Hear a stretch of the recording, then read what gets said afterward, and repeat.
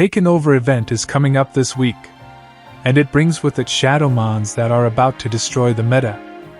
Shadow Delphox ranking number 7 as a Fire-type attacker, and even taking over Reshiram, a legendary, in terms of pure DPS. Shadow Grey Ninja ranking 6 as a Water-type attacker, and even leaving behind powerful Megas, such as Mega Blastos and Gyarados, climbing up to number 4 in terms of pure DPS. And now look at this absolute monster, Shadow Chestnut ranking number 4 already, with such high DPS and TDO. And if you look at just DPS, number 3 straight away. But let's take it slow, and start from the beginning, where, this week in Pokemon Go starts with Max Monday, which is probably the most important Max Monday you absolutely cannot afford to miss. Happening on the 19th of January, at 6 PM local time. Because it features Beldum, which evolves into Metagross, the single most useful and versatile tank and attacker for max battles, both as a steel and a psychic type, and is even among the top raid attackers.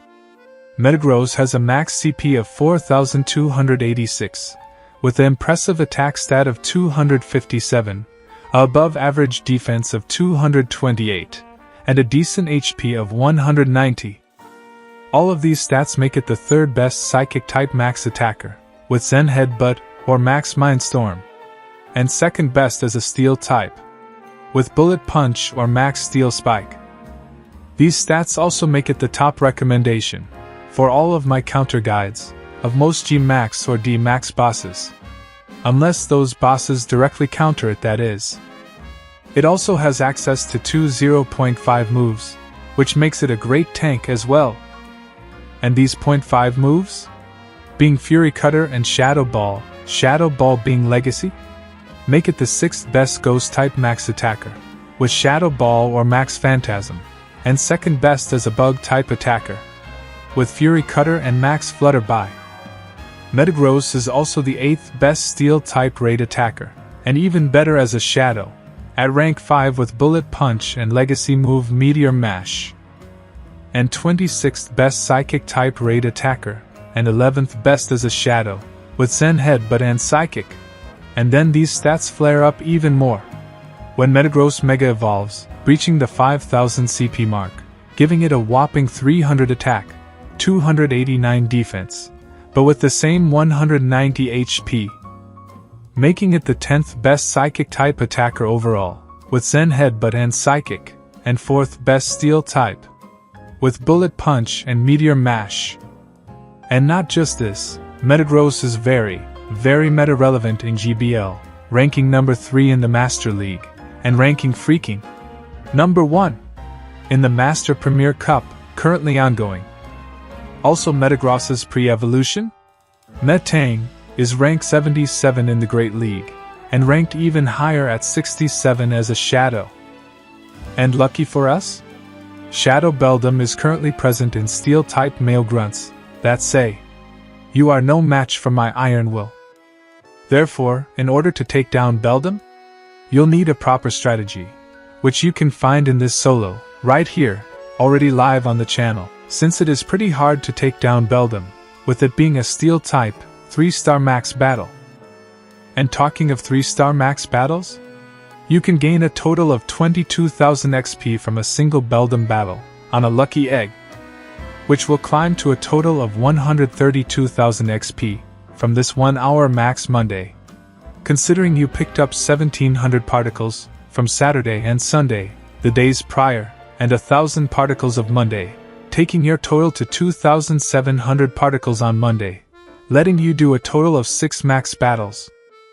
Though, I will recommend you to save those lucky eggs, for either the upcoming Shadow Raid Day, or Max Battle Weekend, or even some 2 or 3 times Catch XP event next month, if you are running low on them. But if you are still going to be using them, use them in a party, ideally in a party of 4, so that each person uses lesser lucky eggs for the entire duration of the event. Or just use the Alga's Roar of Time, if you are playing solo. And to farm the most amount of candies and candy excels for Beldum, you can Mega Evolve one of the following Mons.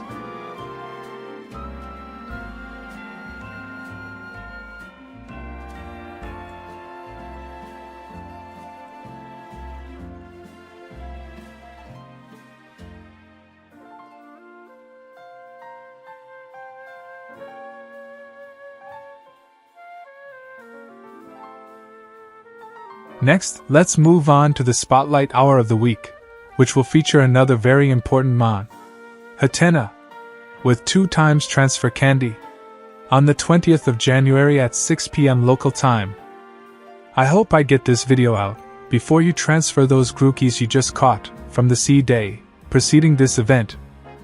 So yeah, save those Grookies after you trade them to transfer on this Spotlight Hour for even more candies, locked and loaded to go for dmax Rillaboom. Hatenna though, in and of itself is a pretty rare shiny, released pretty recently in 2025's Wild Area. And apart from being a rare shiny, Hatenna's evolution? Hatterene is the 19th best fairy-type attacker, with Charm and Dazzling Gleam, number 4 Psychic-type max attacker, with Psycho Cut or Max Mindstorm. Number freaking 1 Fairy-type max attacker, with Charm or Max Starfall, and will remain number 1 forever, especially after its G-Max releases in the future. And since you have such a strong reason to grind for it, you would want to maximize for its candies and candy excels, for which you can Mega Evolve one of the following mons.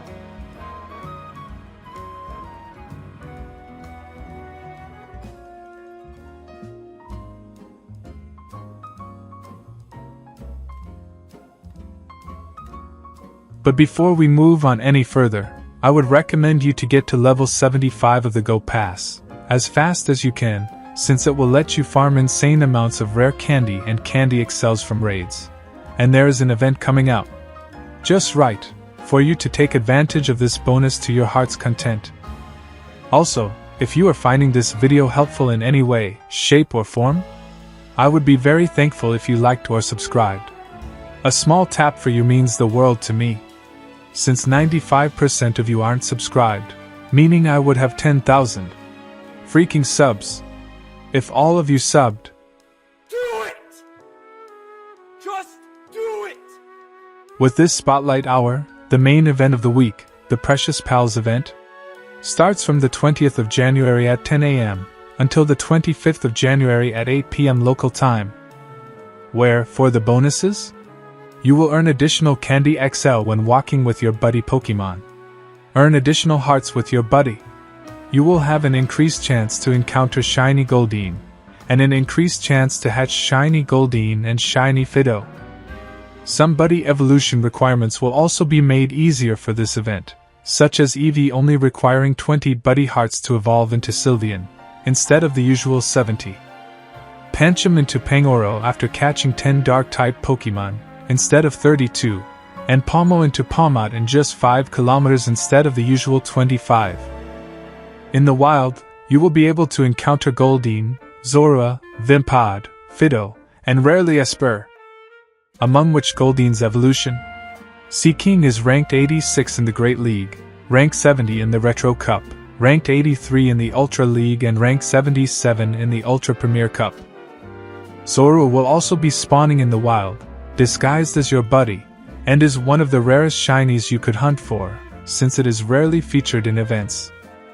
On the other hand, Vimpod spawning is quite meta-relevant, since its evolution, Golisopod, is ranked 46 in the Great League, ranked 47 in the Retro Cup, ranked 28 in the Ultra League, ranked 29 in the Ultra Premier Cup, ranked 79 in the Master League and ranked 12 in the Master Premier Cup. Golisopod also has a Mega Evolution, coming in the future, so you can grind for its candy and candy excels to power it up when it eventually comes to Pokemon Go. Same goes for Espurr, which has a Mega Evolution too now, and is also Perma Shiny boosted in the wild, with a shiny rate of 1 in 64. But the best thing is yet to come, with Pokemon present in 2-kilometer egg pools, starting with Shiny Boosted Goldeen and Shiny Boosted Fidough, as I already told you before. Other Pokemon present in the same 2-kilometer egg pools will be Togepi, Happiny and Riolu. Among which Togepi's evolution? Togekiss is the 15th best fairy-type attacker with Charm and Dazzling Gleam. Ranked 89 in the Great League, ranked 17 in the Ultra League, ranked 25 in the Ultra Premier Cup, ranked 35 in the Master League, and ranked 5 in the Master Premier Cup. Happiny is also present, and hatching it will help you with candies and excels for powering up and unlocking max moves for Blissey, which is the best tank and healer in general for max battles, due to its enormous HP, and availability of a 0.5 move. And finally Riolu, whose evolution, Lucario, is the 9th best fighting type attacker with Force Palm and Aura Sphere, but becomes the best fighting type attacker when it Mega evolves into Mega Lucario. So a great time to hunt for its excels, to get it to level 50, where it shines the most. It is also the 6th best steel type attacker with Force Palm and Meteor Mash. But this will improve even more, once Mega Lucario Z comes to the game, which is more of a glass cannon than Mega Lucario, with 49 attack stats higher than the current one, trailing just behind behemoths like Mega Rayquaza and Mega Zygarde, in terms of pure DPS. You can also work on evolving Dynamax EV, or just normal EV, into Sylveon, since it is the 23rd best Fairy-type attacker, with Charm and Dazzling Gleam, 2nd best Fairy-type max attacker with Charm or Max Starfall, and it's ranked 94 in the Master League.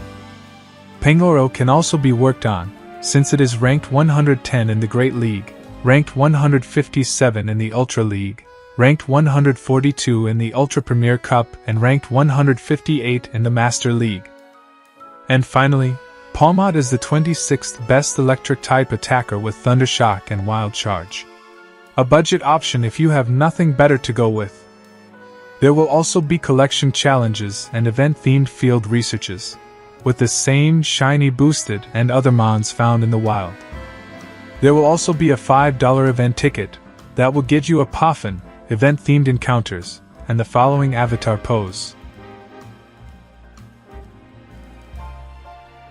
Though, as always, you should buy this ticket from the online web store, if you are going to, since it will get you a bonus premium raid pass.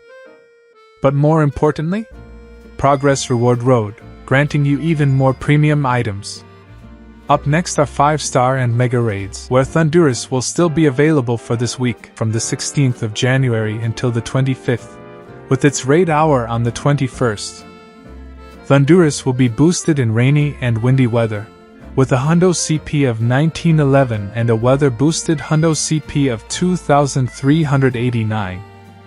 Thundurus is a 28th electric-type attacker, so not meta-relevant, but you could grind for its candy and candy excels, since its Therian form is the 8th best with Volt Switch and Wild Bolt Storm.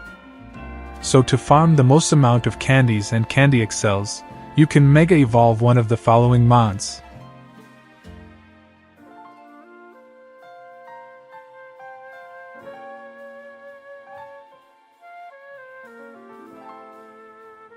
I will be posting a duo Thundurus on the second channel, link of which you can find in the description and first pinned comment.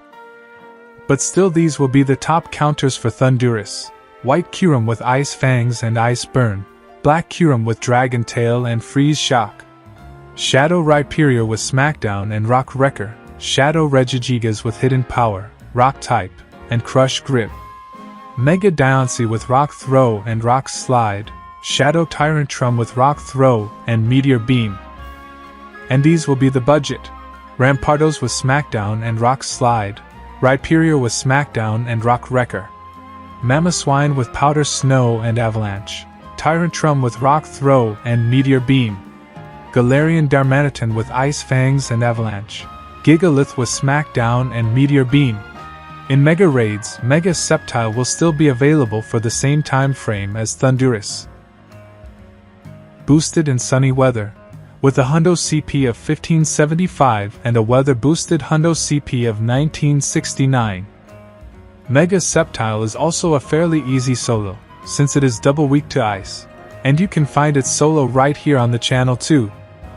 And to farm the most amount of candies and candy excels for Mega Sceptile, you can Mega Evolve one of the following mons.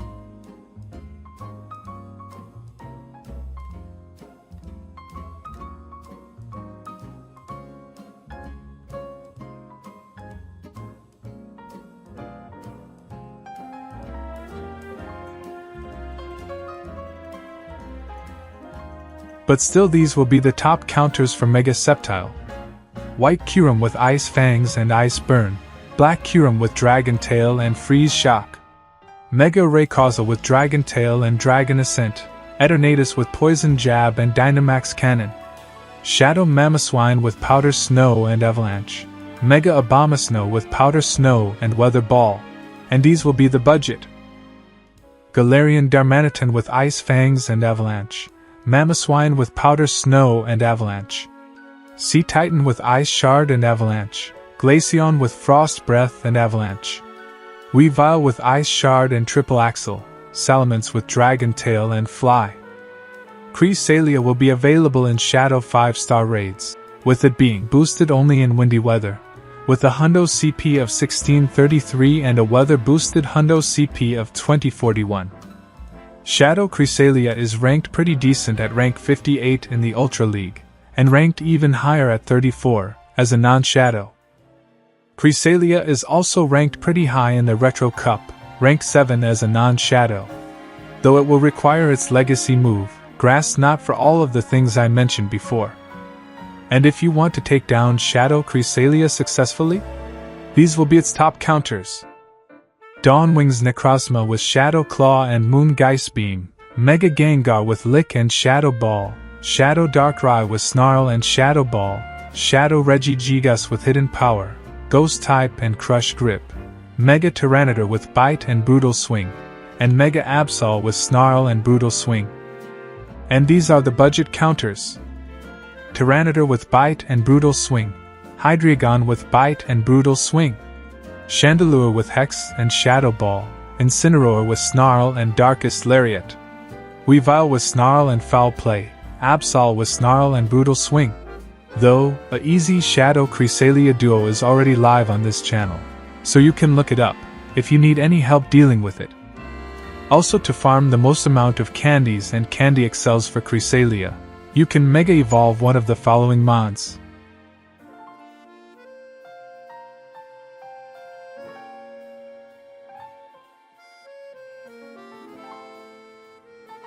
And at the very last, these will be the research breakthrough mons you can get at the end of every week, among which Honedge is one to look out for, since AG/ is ranked 12th in the Great League. Dreepy's Evolution, Dragapult is the 11th best Ghost-type attacker with Astonish and Shadow Ball. And look out for Snorlax and Lapras candies, since they are pretty useful as tanks in max battles. And lastly, for our journey to level 80, you will need 50 platinum medals in total. This will be a great time to work on your best buddies, best buddy medal and farming XL candies, which you can by straight up feeding your buddy a Poffin, or go through this free process, which is not as grindy as it seems. Video on this soon. Though, you can also get a free Poffin from AR Pokestop scanning tasks, or from the in-game store. Other than that, you can also work on your Rising Star, Champion and Battle Legend medal, since there is a Shadow Raid Day at the end of this week.